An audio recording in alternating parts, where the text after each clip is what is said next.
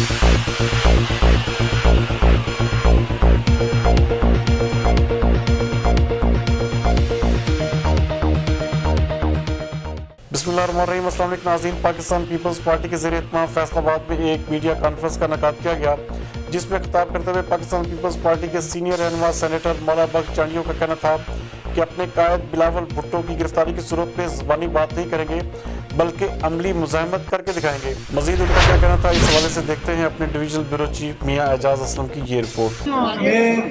मैं इंतहाई शुक्रगुजार हूँ अपने मोहतरम हमारी पार्टी के दानिश्वर रहनुमा चौधरी मंसूर साहब का, हसन मुर्तजा साहब का, मेरे डिवीजन सदर चौधरी सईद साहब बैठे हैं और भी दोस्त बहुत सारे पीपल्स पार्टी के रहनुमा बैठे हैं।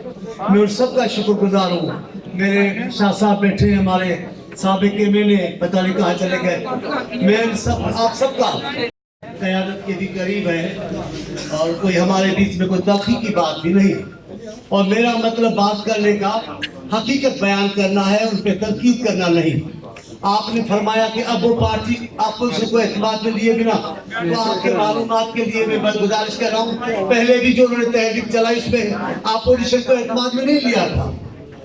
मेरी क़यादत तो पूछती रही कि मौलाना साहब आप करना क्या चाहते हैं, कहाँ से शुरू करेंगे, क्या करेंगे।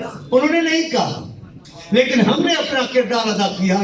हमने जहां जहां से मौलाना साहब का जुलूस गुजरा, हैदराबाद में, सक्खर में, लाड़काना से, इस्लामाबाद में, लाहौर में, मैं यहाँ तो मेरे चेयरमैन खुद चले गए, हम सब हैदराबाद में मौजूद थे।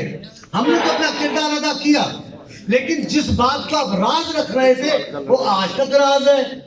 अब वो राज ये खुला है कि हजरत मौलाना ने कल कहा है कि चौधरी साहब स्पीकर जो है पंजाब असेंबली के, उनसे कहा है कि वो राज खोल दो।